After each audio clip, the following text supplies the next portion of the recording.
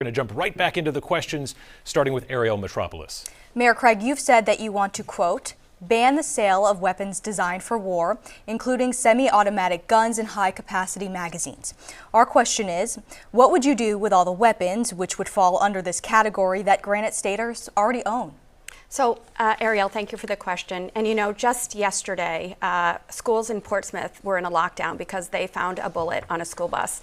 And as I'm traveling around our state, I am hearing from parents who are worried about the safety of their kids when they're in school.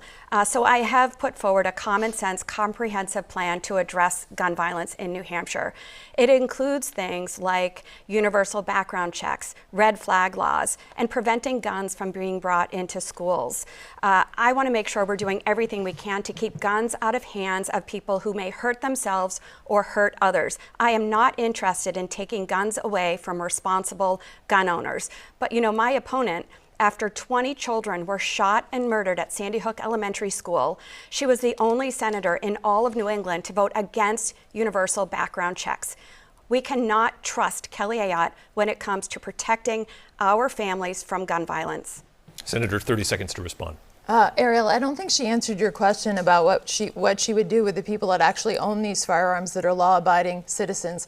But I will tell you this, as a former prosecutor, I want to make sure that criminals do not have guns. I supported efforts to enforce our gun laws in the United States Senate and also to strengthen the mental health piece, which I believe we still need to do here in New Hampshire when it comes to background checks.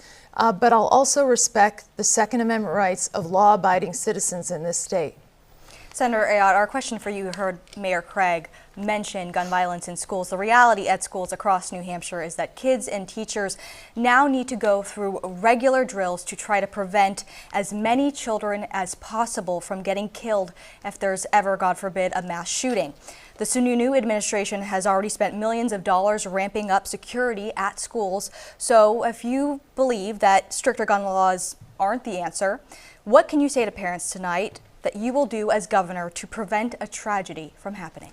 Well, I understand this issue. My husband's a teacher, and as a parent, I think it's really important that our schools are secure, and so that training is important. And also the support for local law enforcement. We have to have more police officers in terms of school resource officers and support for our local law enforcement. But also, if you look at these incidences, at the heart of so many of them are mental health, and we talked about the mental health issue earlier. But we need to have early intervention. In the United States Senate, I supported the Mental Health First Aid Act, which also would have trained educators in schools and others how we see early signs of people who may be acting out, or that we can get involved early so that we don't have these types of incidences. This is very important, and certainly as a mother and the wife of a teacher, I want to make sure that our children are safe.